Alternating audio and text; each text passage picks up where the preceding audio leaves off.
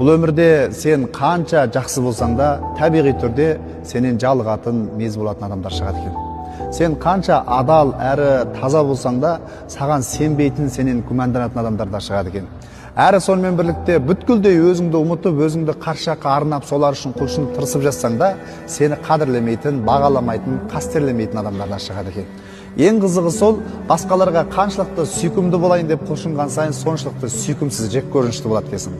Әрі басқалардың алдында қаншалықты қадірлі болайын, бағалы болайын деп құлшынған сайын, соншалықты қадірсіз, бағасыз болады екенсің. Бұл өмірдегі ең қиын нәрсе адамға ұнау екен та.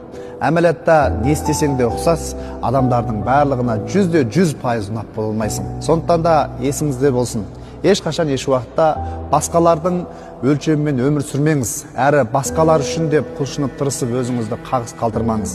Бұл өмірдегі ең маңызды адам өзіңізсіз. Сондықтан не істесеңіз де ең бастысы өзіңізге ұнаса болды. Сол үшін де әрқашан әр уақытта басқалар үшін емес, қайта өзіміз үшін өмір сүрейік және өзімізді ең басты маңызды орынға қоя білейік.